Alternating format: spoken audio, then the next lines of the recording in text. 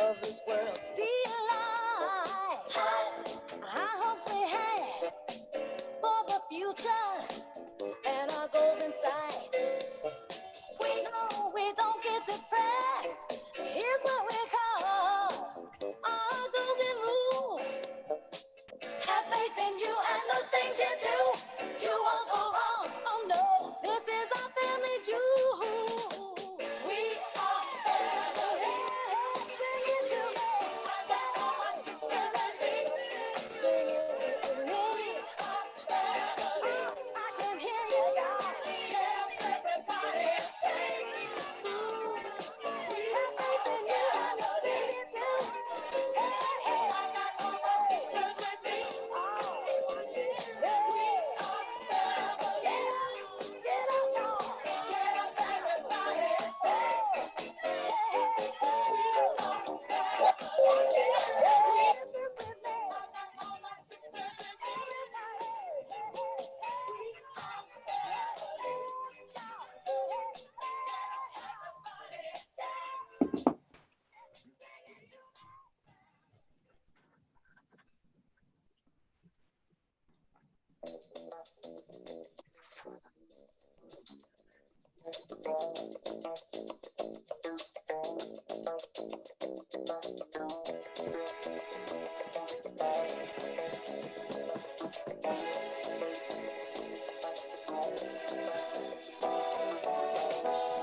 When I wake up in the morning, love,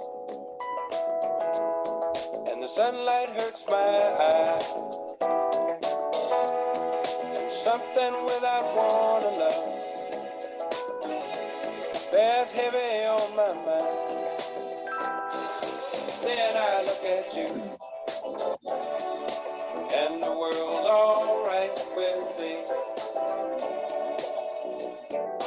Just one look at you, and I know it's gonna be a lovely day.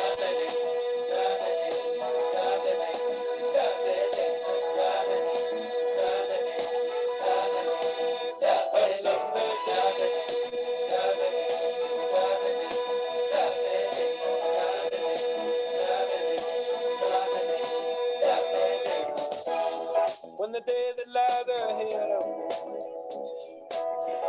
seemed impossible to face, when someone else instead of me always seems to know the way, then I look at you, and the world's alright with me. Just one look at you, and I know it's gonna be a lovely day.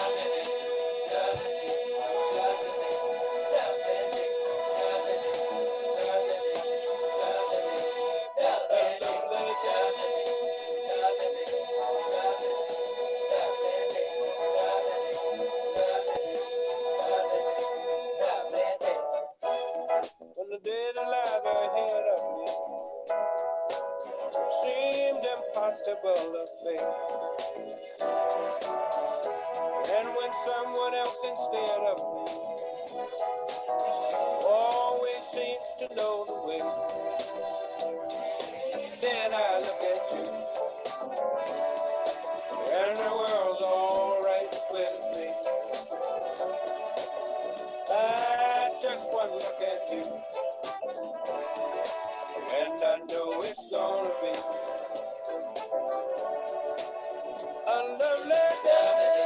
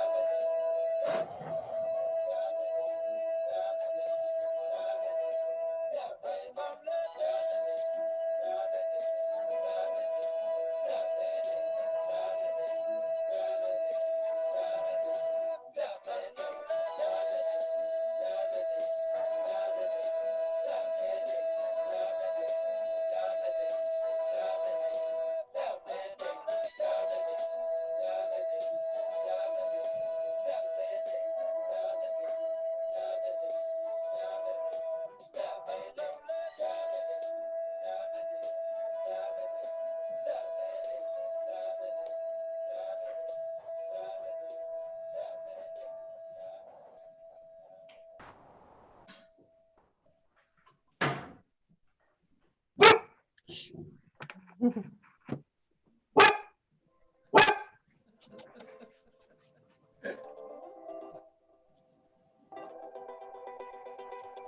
You know the bed feels warmer, sleeping here alone. You know I dream in color and do the things I want. You think you got the best in me, think you've had the last laugh, bet you think that everything good is gone. Think you left me broken down, think that I'll come running back. Baby, you don't know me 'cause you're dead wrong. What doesn't kill you makes you stronger. Stand a little taller. Doesn't mean I'm lonely when I'm alone. What doesn't kill you makes you brighter. What steps even lighter. Doesn't mean I'm over 'cause you're gone. What doesn't kill you makes you stronger, stronger. Just me, myself, and I. What doesn't kill you makes you stronger. Stand a little taller. Doesn't mean I'm lonely when I'm alone. You heard that I was starting over with someone new. They told you I was moving on over you. And think that I'd come back swinging. You tried to break me, but you see what doesn't kill you makes you stronger. Stand a little taller. Doesn't mean I'm lonely when I'm alone. What doesn't kill you makes you brighter. Footsteps even lighter. Doesn't mean I'm over 'cause you're gone. What doesn't kill you makes you stronger, stronger. Just me, myself, and I. What doesn't kill you makes you stronger. Stand a little taller. Doesn't mean I'm lonely.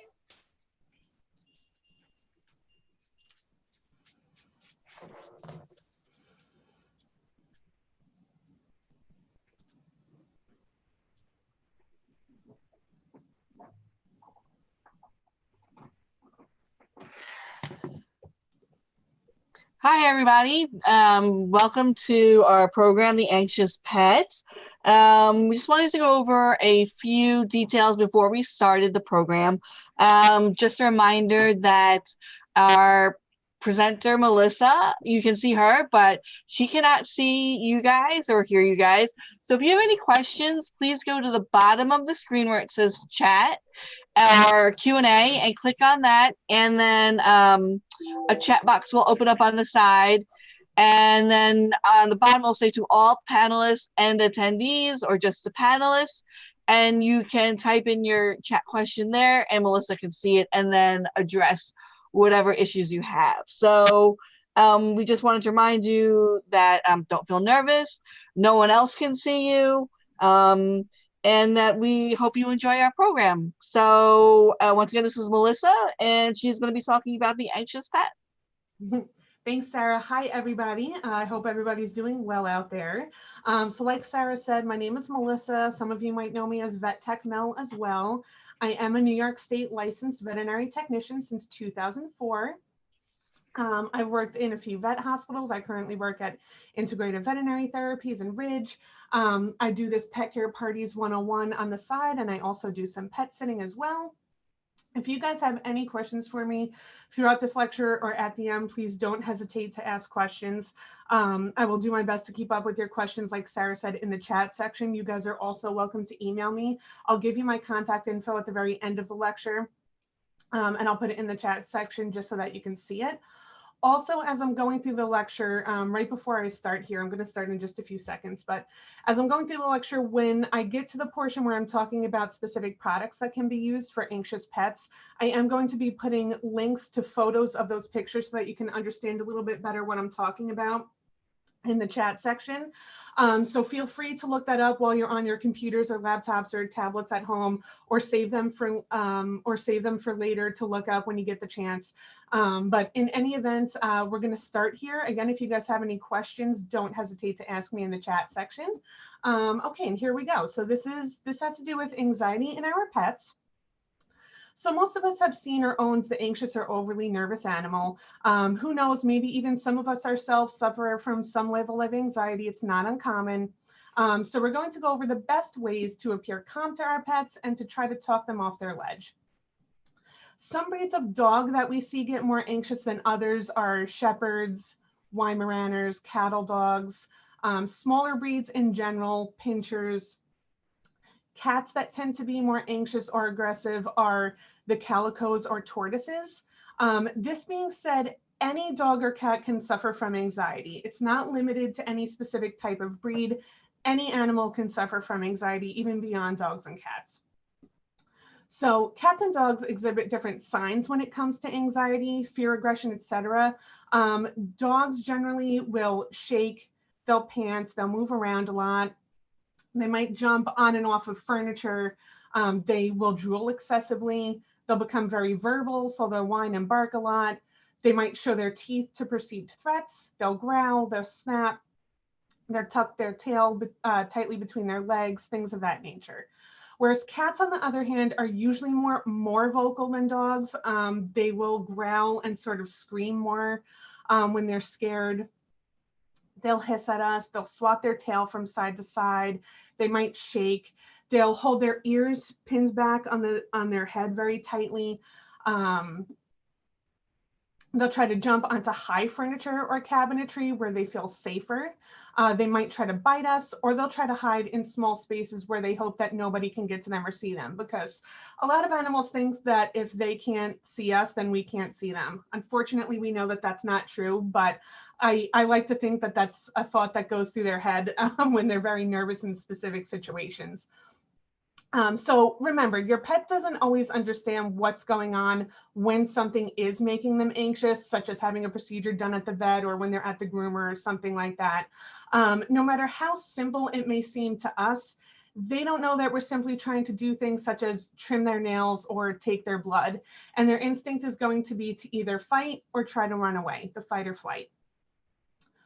So firstly, it's important to keep a calm, low tone of voice as opposed to a high, like baby talk level. The higher the pitch in your voice, the more it tells our pets that there's something to be nervous or excited about. It's also important not to yell at them at this time. It can make them feel like they're doing something wrong and they won't know what that is. It just adds more fuel to the fire, basically. So a calmer, lower, more calm sounding tone of voice is what will tell them that there's nothing to be afraid of. We also try to avoid the word okay a lot, as it can signal different things to different pets. Your anxious pet can take okay to mean, okay, let's go, or okay, you're done, or a variety of other things like that, as it's just a very generally used term or word. It's also sometimes used as a training word to signal a specific action you want your pet to do, which is another reason why in general we try to sometimes avoid it. Instead, we try to tell them, it's all right, you're a very good boy, you're a very good girl, or you're doing very well, you can do it. Basic sentences like this in a calmer tone can really help a nervous pet that likes to be talked to. Others might prefer silence. It's important to try to observe your pet and pick up on this so that both you as the owner and their veterinary staff can provide them with the best possible care. Certain pets will react very well to something as simple as this alone. It might be all they need to help them calm down in these kind of situations. Others will still need more. So certain animals, believe it or not, will actually calm down significantly with their owners out of the exam room in a veterinary hospital situation. This is not meant as an insult to you. It has nothing to do with that, but you do have to realize that if you're worked up over them and unable to quietly sit down and present yourself calmly, it is going to make it worse for your pet. This is also due to the fact that they may view you as their savior and want you to hold them instead of the vet assistant holding them. Or they may feel that they need to protect you. So in any event, please just let the vet hospital staff do their job. It's much safer that way. Even though your pet is your precious baby, they do know how to properly restrain them the way that they need to for whatever is being done to him or her. If you are the type of person that is going to become very anxious or upset over this, it is probably a good idea that you step out of the waiting room. That you step out of the exam room to the waiting room or a hallway, just in case their procedure is done. They will, I mean, again, in my 16 years experience as a vet tech, a lot of pets do calm down with their owners out of the room because it's just something less for them to focus on and worry about. Now, the opposite of this is the pet that calms down drastically with their owners right in front of them or touching them while their exam or procedure is being done. In these instances, I want to stress the importance of keeping your hands and face away from your pet's mouth in case they react with a snap or a bite. It's not that they specifically want to bite you, okay? It's that when they're very nervous or in pain, one of their first natural reactions is just going to be to snap, and they're going to grab whatever's closest to their mouth. Please also do, in this type of situation, please also do as the vet hospital staff asks you. Even though you may be helping them by keeping your pet calmer, just remember that they also need to be able to reach certain parts of your pet's body and finish their tasks as quickly and as well as possible. Now, with these two situations realized, obviously we like to think that most of our pets are the latter situations, the ones that want us in the rooms with them. But again, in my experience, the majority, it is the majority, are the ones that do better without us in the exam rooms with them. So please just keep that in mind the next time you bring your pet to the vet. Don't take it personally. It's nothing against you. It's just a normal reaction of our pets that are so connected to us.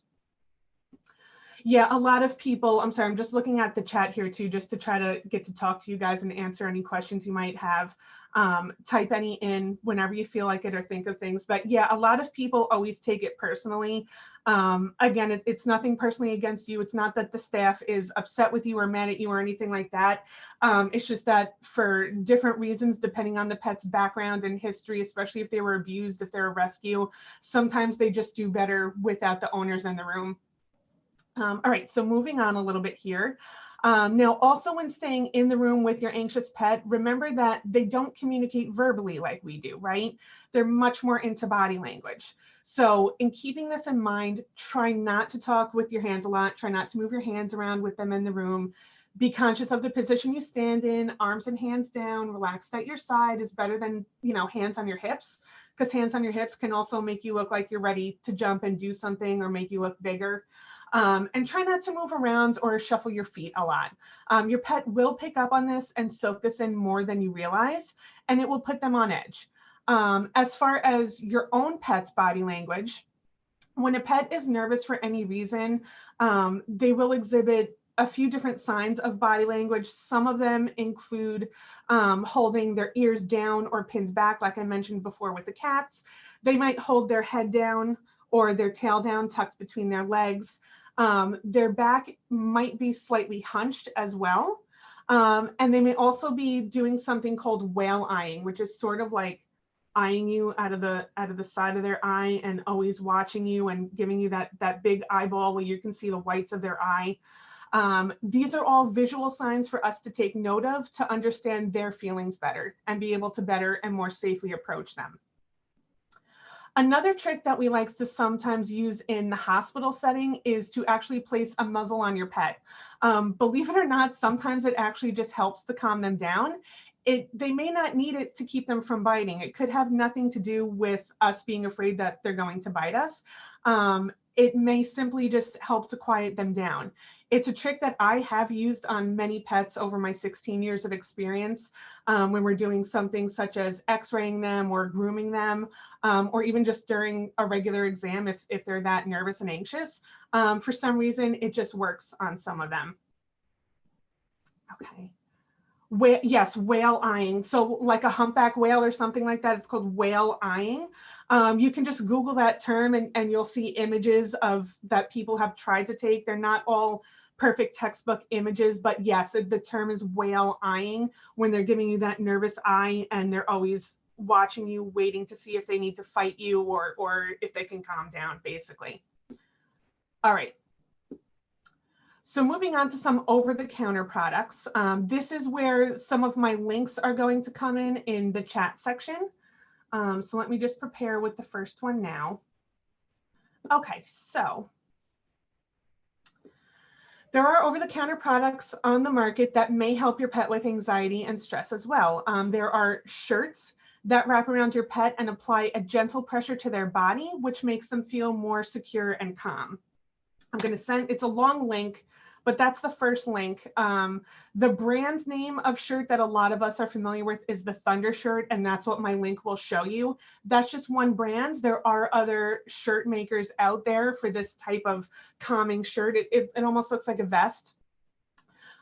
These types of products are not meant to be worn by your pet full time, but they're meant to be only used in those high anxiety situations. So if you can expect a thunderstorm coming and your pet is afraid of thunder, if they're afraid of fireworks and it's July 4th, if your neighbor is having construction work done and the noise of the tools is scaring your dog, in those situations, that's where you would apply the Thunder shirt or these calming vests.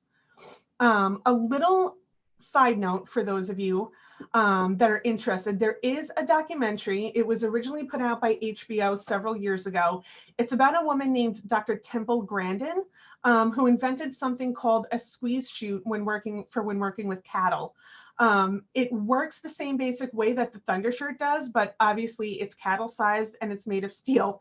That's actually where the Thunder shirt came from, because Dr. Temple Grandin herself is autistic, and she found that being hugged or held tightly made her feel more calm.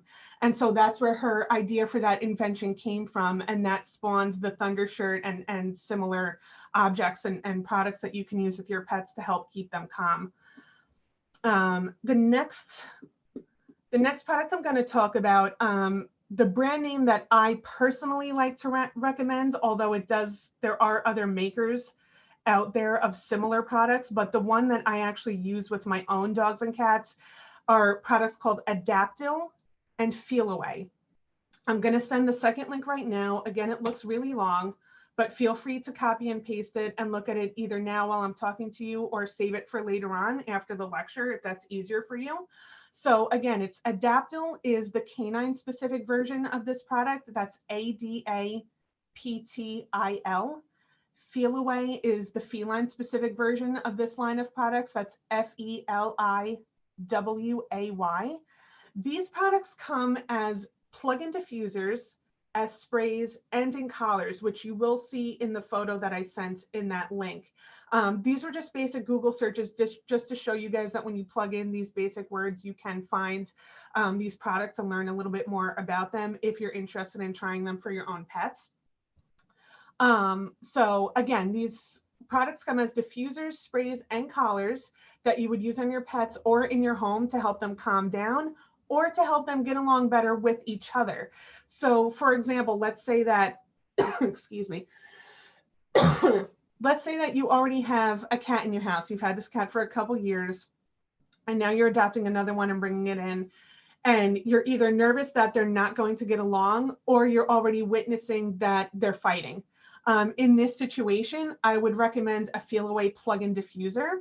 Both the Feel Away and the Adaptil plug-in diffusers cover roughly, I believe it's 720 square feet.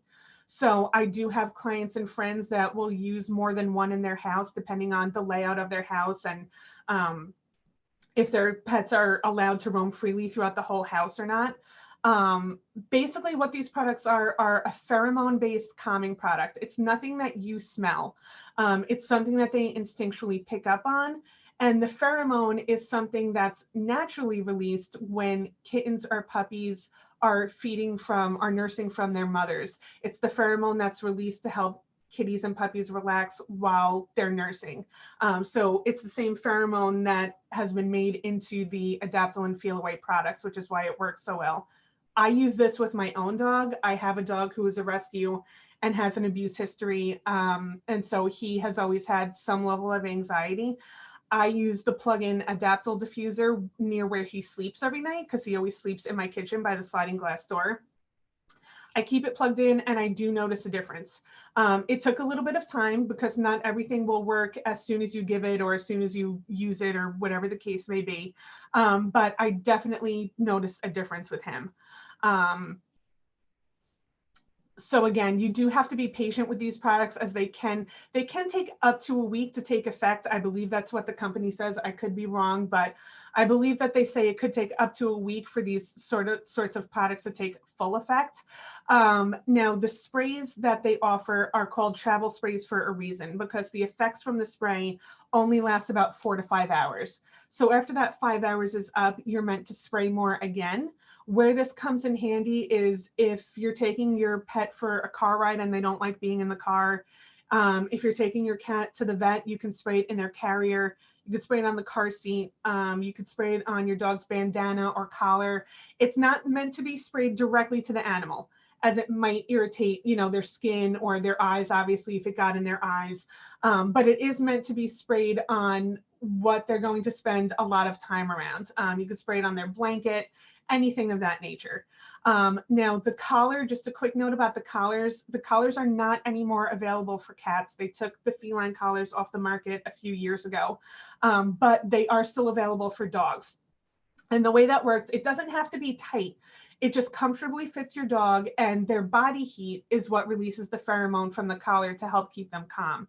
And what's nice about both the plug-in diffuser and the collar is that they last for 30 days. So you plug it in or you put it on the dog for 30 days and you don't have to change it again for a month. You will notice that the plug-in diffuser warms up a little bit. That's normal. Obviously, it shouldn't be too hot. So, routinely check it just to be safe. But the diffuser will warm up a little bit in order to slightly heat up the pheromone liquid and release it into the surrounding environment. So just keep that in mind too. Don't worry if it feels a little bit warm, that's okay. Another product similar to this is lavender essential oil. Essential oils are very hot on the market nowadays, and there's nothing necessarily wrong with it. It's not a product that I specifically recommend for pets because it is, as far as I know, it is not shown to calm down cats whatsoever. And the other thing about cats is that they can be very, very sensitive to essential oils and to smells and scents. So you have to be really careful if there are cats in the house. There have been studies that have tried to prove that it works with dogs. I'm sure with some specific dogs, it can help. But again, you just have to be careful with the type of essential oil product that you use, and make sure that your pet can't get hold of it or ingest it or anything like that to make them sick. Whether any of these products work for your pet is up to both you and them. They have to be used properly in order to work. If your pet is too anxious in any specific situation, they may have to take a prescription medication, whether you or they like it or not, unfortunately. If it's too much anxiety and these products aren't going to work, then the point here being is just that they're going to need more to help them. Obviously, the goal here is to hopefully avoid the need of any prescription level medications, but if one is needed, I'm now going to give you some options that you can discuss with your licensed veterinarian. And even if you have questions about the previous products, feel free to contact your pet's regular vet and ask them about this. You don't necessarily have to take my word for it, but the products that I mentioned before are over the counter. So you don't need to worry about getting a prescription for your vet to order the Adaptil, Feel Away, or Thundershirt type products. These next ones are going to come as a prescription only, meaning that your vet should see your pet in order to assess the situation and get more information from you before just prescribing anything like this right away. New York State does have a law that says that just like with people, there does need to be a client-patient relationship with pets as well, and they should be seen in the very least at least once a year in order to get prescriptions. That can change depending on the vet that you see. They might have their own protocol and want to see your pet every 6 months or even more often, especially if they are on a prescription medication. It's much safer that way, and it's a good idea to go with those guidelines. Okay, so there are a lot of supplements and prescription level anti-anxiety medications on the market today for pets. Some of the ones that are prescription only are Prozac, the generic being fluoxetine, or Xanax, the generic being alprazolam. Yes, these are used for pets. They are usually used for pets with a more severe diagnosis, such as cats that are constantly pulling out their hair, dogs with very severe separation anxiety, etc. And then other prescriptions come in the form of tranquilizers, such as a tranquilizer known as acepromazine, which they would take 1 to 2 hours before needed in order to give their body sufficient time to metabolize the drug. So just like with you, any medication that you're taking orally it's just not going to take effect as soon as you swallow it. So that's the point of giving a tranquilizer at least 1 to 2 hours before needed, just so that you can be sure that it's in your pet's system for whatever the situation coming up may be that they're going to need it for. This particular option could be used for dogs or cats that are either very aggressive or fearful during their veterinary appointments or groomings. Maybe they're just not used to being handled, or something from their past has mentally and emotionally scarred them. Or potentially for dogs that have sound phobias related to fireworks, like on the 4th of July, or thunderstorms. The downside of this particular drug is that your pet may not physically react as badly to the situation that's heightening their anxiety, but they're still almost fully aware of what's going on around them. So mentally, they're still aware of the loud noises and the things that are scaring them. But because it's a tranquilizer, it's keeping them from physically doing harm and running around and hurting themselves that way. So keep that in mind when it comes to a tranquilizer. Still, other pets will do well on all natural supplements. And I'm going to be posting another link here shortly. Actually, a couple, just to show you guys what some of these supplements look like. The natural supplements, a pet can either take them consistently, like as an everyday dose, or just as needed, similar to the prescription tranquilizer. It depends on the product you use and what's going on. Examples of this type of supplement would be Relaxol, which is a traditional Chinese herb from a company called White Crane. They're actually local here to the island, and I'm going to give you the link here to their website, because they actually have over 100 herbal formulas, but you'll be able to specifically search for different formulas on their website. So look for Relaxol. I'll type that into the chat here just so that you know how to spell it properly. There's another product called Tranquilium, which is a chewable from a company called Veterinary Recommended Solutions, or VRS for short. I'm going to give you that picture as well and link. There we go. That's vrshealth.com right there. There are things such as Composure Chews from VetraScience. There is Bach Rescue Remedy, which is a liquid that's been on the market for many, many years with mixed reviews. There are Zilkine tablets. These are all just to name a few. There are a lot of these types of supplements available for purchase nowadays. So it's always best to ask your pet's regular veterinarian which one they specifically recommend. They might prefer or just have a lot of history with certain types of products and therefore feel more comfortable with them. So if you're not sure where to go with these types of products right now, it's always best just to contact your pet's regular veterinarian and ask them these questions and take it from there. And again, if they haven't seen your pet in a while, or if this is a new situation that they're going through, it's always a good idea to make an exam appointment and let them see physically how the pet presents itself. They may or may not want to do blood work. It's always a good idea to do things like that as well, because it'll give us a baseline as to what's going on with internal organs and things like that. Pets will not always show symptoms of being sick sometimes until it's much later down the road. So that's why your vet is always pushing to have blood work done. It's not like a money-making scheme. Just like it's a good idea with people, it's a good idea with pets, so that we have an idea of where their health is at.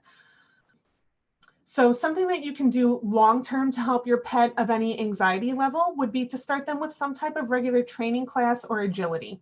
This type of activity gives them something to focus on and command words to react to in high-stress situations, in turn potentially helping them through their vet visits better, etc.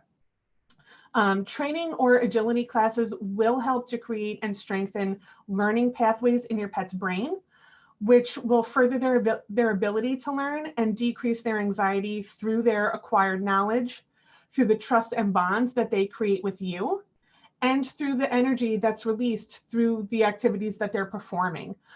There are many different types of training classes and activities out there for you to do with your dog. It somewhat depends on their personality and breed, as well as your own schedule and what you may want to do with them. Every dog should go through general training, whether it be professional or not, at a young age or as soon as you rescue them, depending on what your situation is, just to set basic boundaries and teach them the simple things that every dog should know, which is sit, stay, and come. From there, especially with our anxious pets, we can expand and give their brains more to work with. Not only can we add numerous fun tricks to the mix, but you can choose from a myriad of agility options, such as scent work, Schitzen training, which is German attack, dock jumping. There are disc and frisbee activities. There's your traditional agility courses, which involve like the tunnel running and pole jumping. There's a lot of different options nowadays, which is thanks to the internet and a pet loving society, which is great. So we're not just stuck with plain old frisbee anymore. You know, there's that, and there's many more options in addition to that. Just a quick side note about trainers that I wanted to make sure that I mentioned, and training classes. These are not the same as seeing a behaviorist. Behaviorists are certified to do what they do, and they work for extended periods of time with your specific pet in order to focus on their particular personality and needs in changing or improving them. A behaviorist is not there to teach your dog how to sit and stay. That part's for the trainer. There are behaviorists here on Long Island. Some are veterinarians that work for hospitals, while others have their own businesses. If you think that this is more of what your pet may need, especially if they're showing signs of continuing like food aggression, general aggression, etc., without improvement, then ask your veterinarian for a behaviorist referral, or just do a simple Google search to find one in your area.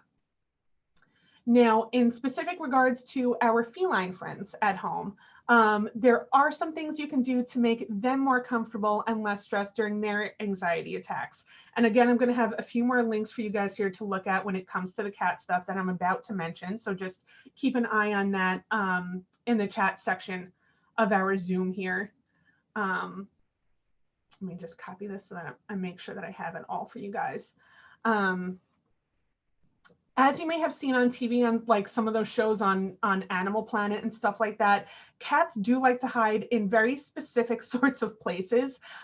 They like small and dark places, or high places, right on top of your furniture or shelving that you don't want them on, things like that. If you do have the space to do so, it's a good idea to install like some ledges or cat shelves high on your walls for Kitty to jump to in order to look down on everything and relax. Cats like to look down on stuff, hence like the cat always getting stuck in the tree. So that link that I just sent is just some Google images. If you just do a simple Google search, you'll get ideas of how to set up those cat shelves in your home. It's not like just one shelf that's super high up that might be hard for them to jump to. It's usually a series of at least like 2 or 3, if not more, depending on the space that you have. This is also where like those cat trees come in handy. I have a really tall cat tree that I happened to get from Costco a couple years ago. It was on sale. My cats love it. They sleep in the top layer all the time. They're never in the bottom layer. Cats just sometimes feel safer when they're higher up. Now your cat may also prefer to actually have their carrier out and open at all times so that they can hide in it and feel comfortable in it when they get scared. I know a lot of cats see the carrier and think, oh God, she's taking me to the vet or the groomer or someplace that I don't want to go. This little trick will actually help break them of that fear as well. The more you leave it out, the more they're going to get used to it. And they're going to realize that not every single time they see it, you're going to shove them in there and take them for a car ride that they don't want to go on. I have 4 cats. 2 of my cats are so curious that as soon as I take any carrier out, whether it's for them or not, they're in it within seconds. So it just depends on the cat and their personality. Catnip is another really nice and simple option. It's an all-natural herb that can also help your cat to calm down. You can grow this in your own home, or you can buy it already dried. I've grown it in pots only because it will grow like a weed. So I do always recommend people to grow catnip as a potted plant as opposed to like loose in your garden, because it'll just spread out and grow everywhere. But either way, that's another really nice, very simple trick. And I'm going to, again, just drop another quick link here just so that you guys can see pictures of what fresh catnip looks like and also dried and that kind of thing. So that's another link there in the chat section for us. All you have to do is simply sprinkle some in the area that your cat likes to spend a lot of time in or lay down in. And you can also now buy catnip spray and spray the area that they spend a lot of time in too, their favorite blanket, their bed, the back of the couch, you know, wherever it may be. I have personally seen this almost instantly calm cats that are in like boarding situations when they're not used to being away from home. They'll just start instantly purring and rolling around and all that good cat stuff that they do once they're calm. Catnip can be a miracle for some cats. So it's definitely worth a try, and it's pretty cheap too. And if you are curious, about growing catnip in your own home, I've even bought it from like Home Depot before. So it's not like it's hard to find.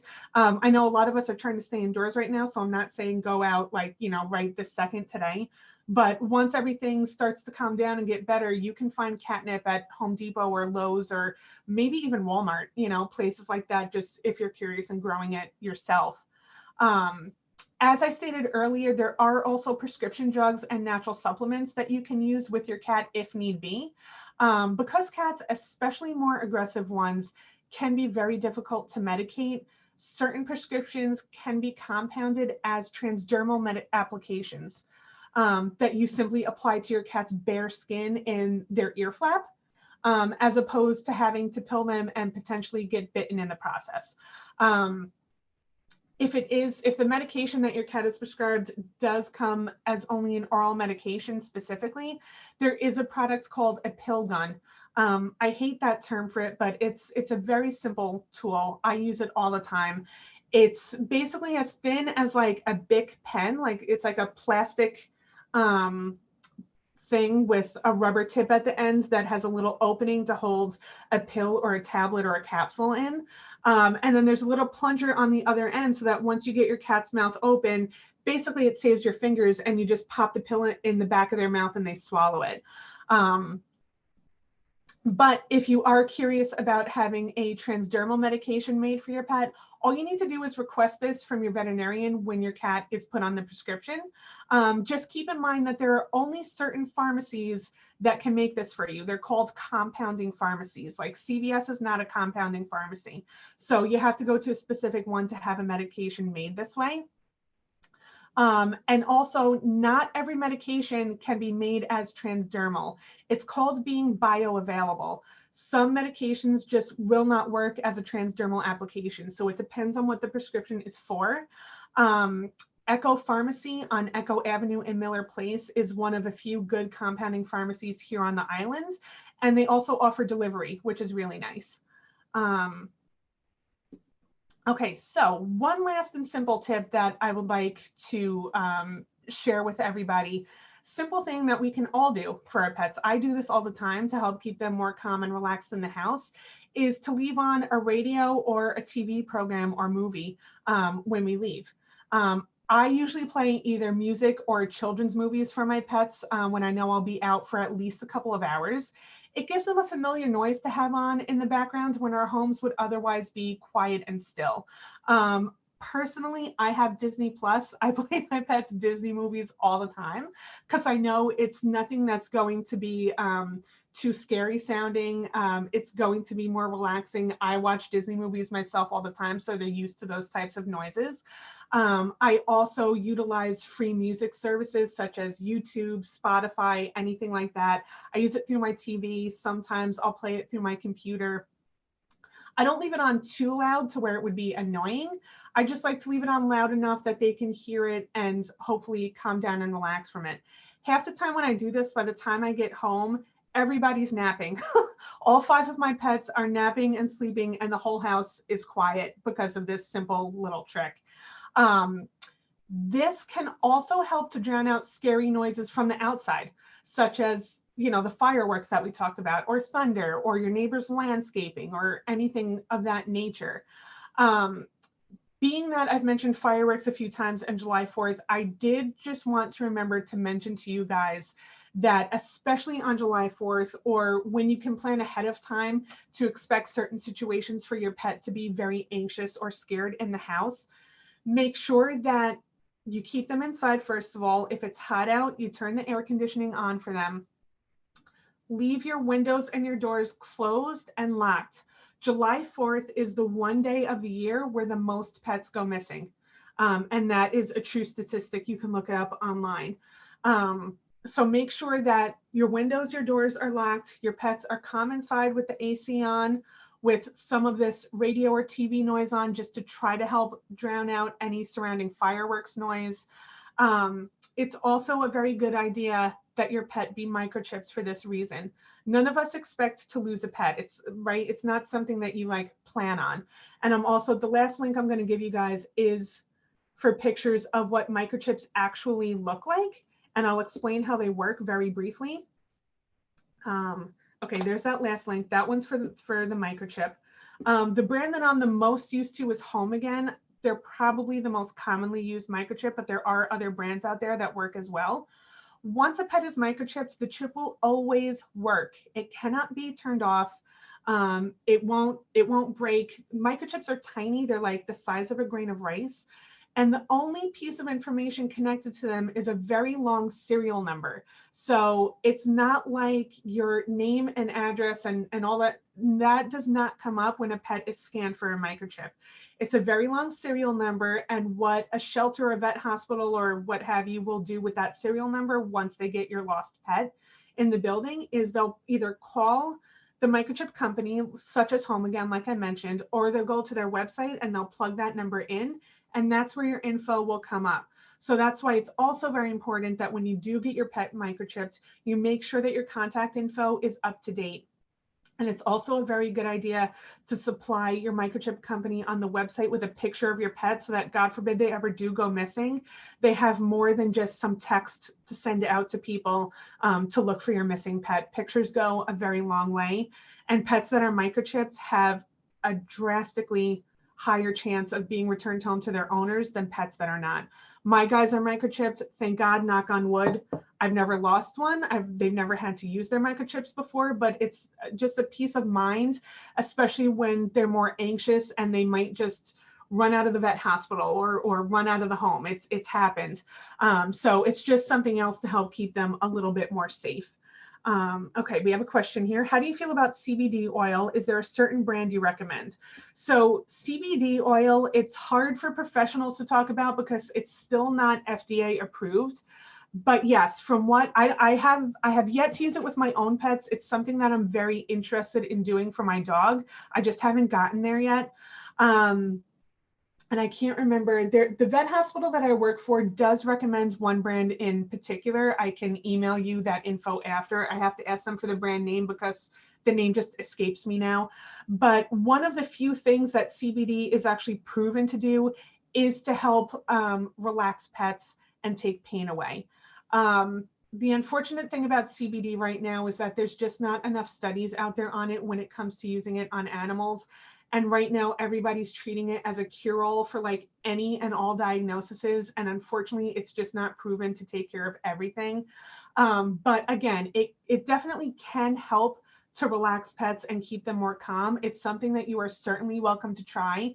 All of the CBD products right now are still over the counter. So what I would definitely stress to you when you're ready to look up CBD product for your pet, it has to be a high quality CBD. CBD can be very expensive, but this is one thing where it pays to spend more as opposed to try to save, a couple bucks on this. Pets are very sensitive to THC. They should have none. And even though what we're told about CBD is that it doesn't have any in it, some of it does. There have been products out there that are tested that do have THC in it. And that's the part that can be extremely dangerous to our dogs and cats. So you want to look for a very high quality CBD. preferably organic if you can find it, just because it's going to be cleaner. Actually, okay, so some of the info is coming back to me now. The CBD product that my vet hospital recommends and that we know is clean and of very high standards is from the same company that offers the Tranquillium chews. So if you go to the VRS, the Veterinary Recommended Solutions website, you should be able to either find it on their website or contact them. The nice thing about that particular company, VRS, is that they're owned and operated by veterinarians, which is why they're called Veterinarian Recommended Solutions. But they also employ licensed veterinary technicians on their phone lines. So you're not just going to be talking to anybody, when you call there. When you call there, it's going to be an LVT just like me who can answer your questions about their specific products. So I still can't remember specifically what they call their CBD line, but I know that it is through Veterinary Recommended Solutions for anybody interested in trying CBD with their pets out there. It usually, the way I've seen it, it comes in 2 different forms. There's one that is for dogs weighing 30 pounds and more, so big breed dogs, and there's one for dogs that are 30 pounds and under. So again, contact VRS or contact your own veterinarian and ask them how they feel about CBD and specifically what they would recommend. There are very specific doses. With the CBD oil that my vet hospital uses, which is Integrative Vet in Ridge, it's such a minute amount that you give them. It's not like a whole dropper full like it is with some of the other CBD products out there. It's a very, very tiny amount that you either drop directly into their mouth to make sure that they swallow it, or you add it right to their food and make sure that they eat the whole dose in their food. So it's very easy to give, and it can help to calm them down. But just like with any of the other products, it depends on the pet and their situation as to how well they're going to react to it. So with all of that being said, I will open it up for any more questions now. Send me your questions through chat, through the chat box here on Zoom. I will now also give you my email address, and I'll put this in the chat as well, just so that you can see it and you don't have to scramble to write it down. But it's melpetsit@gmail.com. So melpetsit@gmail.com. Should you have any further questions about anything we talked about today, or if you're interested in booking a party lecture of your own through Pet Care Parties, or, anything like that. We've done classes like this for the library before, which is always a really nice turnout. This is the first one that I've ever done online, which is pretty cool. We're usually there at one of the 2 library buildings doing this. But we do stuff for like the Girl Scouts and Boy Scouts and stuff like that too. So if anybody has any questions, feel free to send them to me now. Again, like I said, email them to me or to the library if you lose my email, and we can get in touch that way as well. And I hope that everybody enjoyed this. I'm glad that we can do this, and thank you to everyone.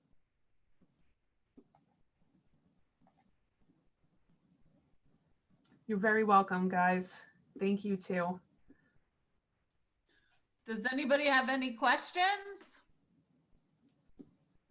Don't be shy. Remember, I can't see you. You can only see me. Thank you.